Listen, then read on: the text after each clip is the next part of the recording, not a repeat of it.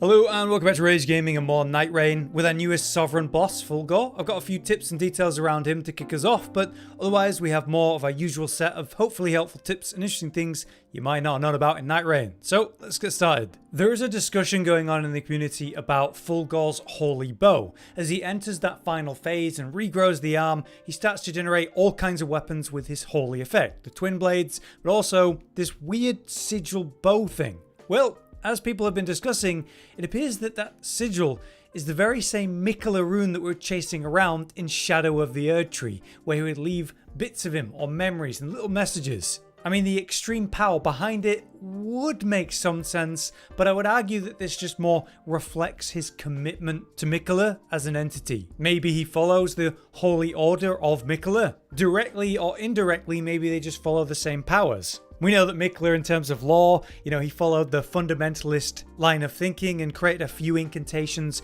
to do with Radagon, with the holy rings and those incantations, but then basically rejected it to try to find a different way to save Melania. But still, we go on to find him dropping these sigils around all the place in the Shadow of Erdtree DLC. So was Fulghor part of Miquella's faction? It's a fun, interesting thought.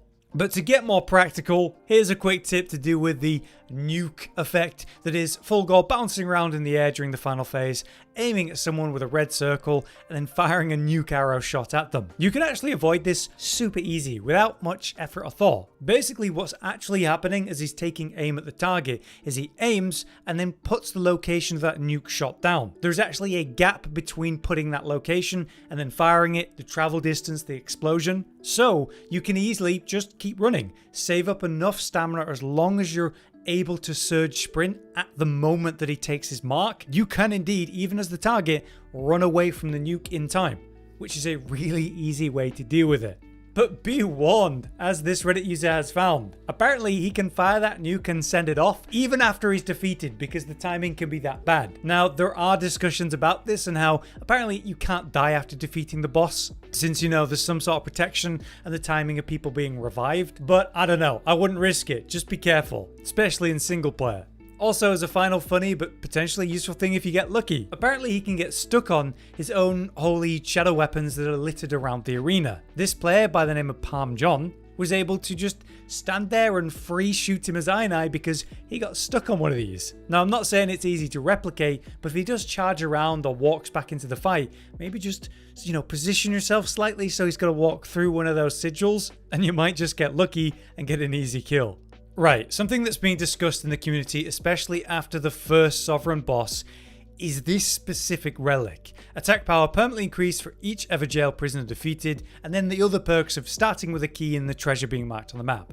It is an unbelievable meta relic because it's hard to get these lines together in such a convenient way. But this whole attack power permanently increased concept, does attack power as a line actually work for incantations and, sorcery, your spellcasters? Well, the answer is yes.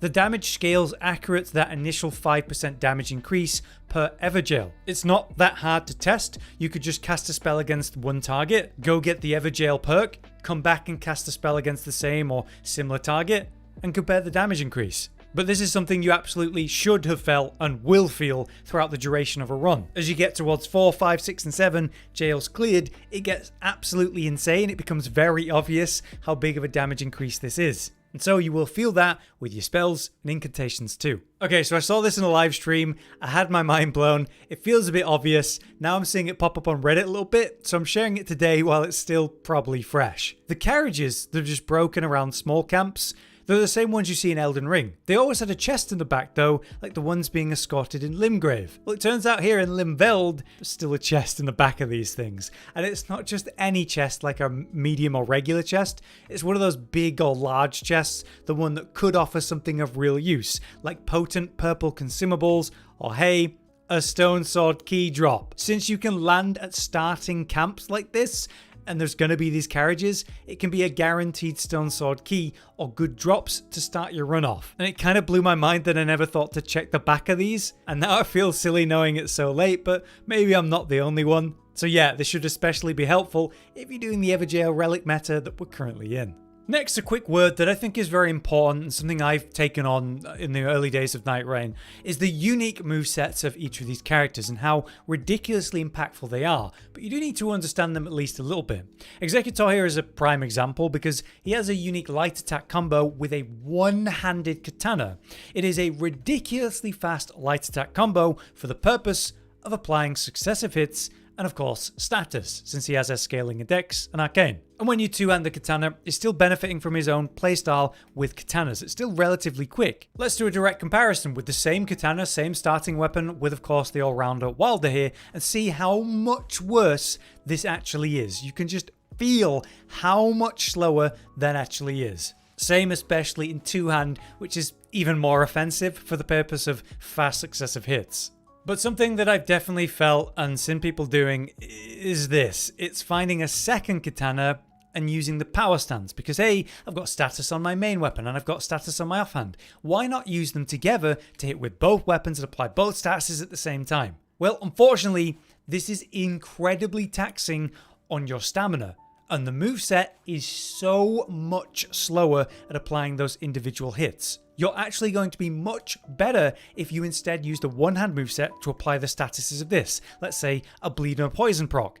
Then swapping to this weapon, let's say it has rot on it, and then you apply the rot. Then you go back to your main weapon and continue to build up bleed status. Or maybe we buff this up with frost and get that status going next. Basically, what I'm trying to say is that power stancing is not worth it on Executor for the purpose of applying statuses, which is his main biggest DPS potential. But don't let this completely mitigate your choice to do this. There's nothing wrong with having a weapon in your main hand, doing the light attack combo, applying the statuses, and now they're applied and you don't have something better to do. You could start doing the old jump attack power stance for stagger build-up, which is still incredible, and this jumping power stance can be particularly important for a stance break if you're dealing with something annoying like Crystarians and that type of thing.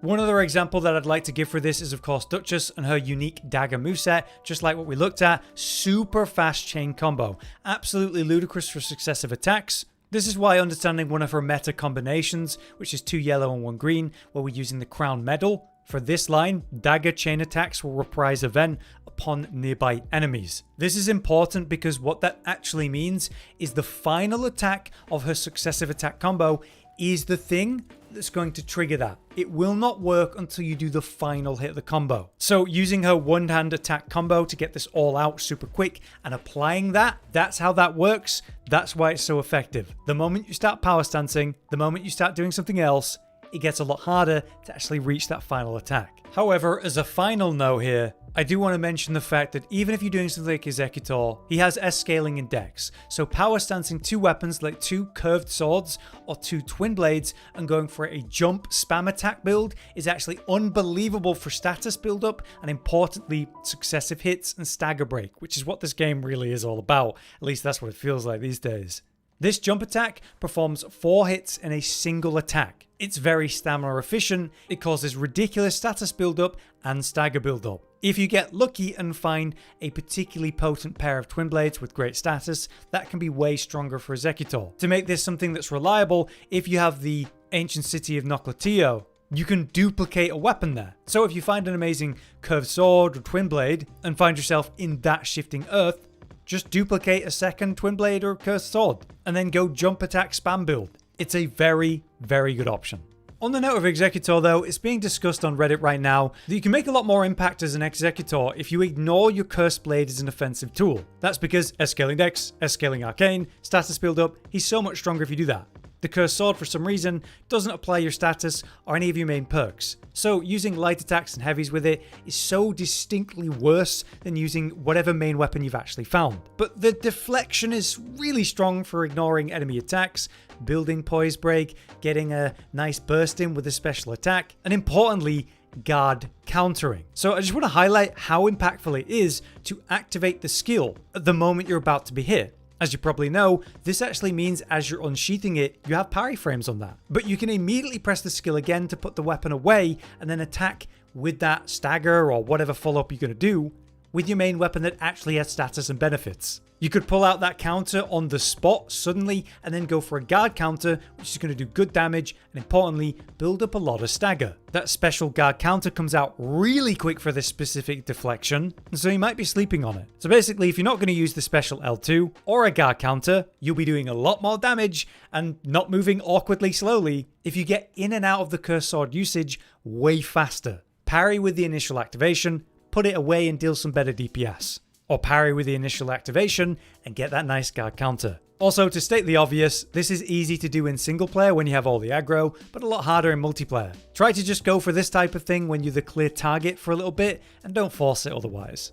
Now, speaking of shifting earth events that you might be doing, be aware that there's a couple awesome skips, not just for the mountaintops like we've discussed in the past, but say both Noclatio and of course the crater shifting earth, as shown by this clip by That Communication 48. If you head to the northern side of the crater all the way at the end of one of the wind tunnels where the flight path would take you, you can just jump off the ledge and land about halfway down super fast, cutting into about half the route. You'll land basically at the first fog gate where you have to defeat one of the mini bosses, which is an incredible skip to know about. But if you have a raider in your team, thanks to this clip on Reddit by Quantum Law, we also know that you can climb up on the higher up side, or the side where you have to do like the rooftop parkour. So if you're coming from the northwestern side, climb up to the highest point and have a raider generate his ultimate, put down the totem or the rock and climb on top of it. Using this, you can do a similar skip to say the castle in the middle, where you jump up and climb up on the side of the ledges of the wall and just get in there, basically bypassing an entire section. So rather than running all the way around the city,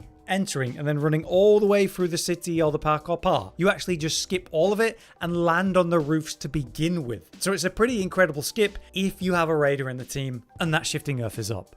Alright, a couple things that are just funny and interesting to be aware of. For example, did you know that when you're in the round table hold and we're over by the sparring area, there's a bunch of eagles and birds flying around. These birds actually have a hitbox. You can indeed shoot at them and bring them down. In fact, there's that one shield, let me show you. The one-eyed shield. It works like a cannon blast when you use it, so you just fire this massive fireball into the air.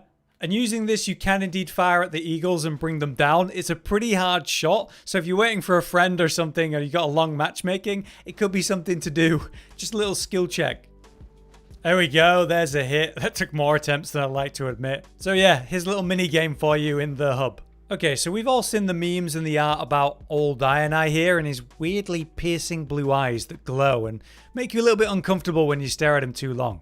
I've seen a lot of memes and a lot of artwork about that, but I haven't seen anything about the glowing eyes of Executor here. That's right, he actually has glowing eyes just like Iron Eye, but they're a different color. But if you press yourself against a wall and look up a little bit, you can see up into the gaps of the helmet. And sure enough, this guy, I know, crazy idea, right? But he has eyes, and they're actually a light golden color. Obviously to match his obsession with the Erdtree, the Crucible Knight concept. It makes sense for him, but because his eyes are so obscured and a lot less obvious than old Iron Eyes, I guess less people are aware of it.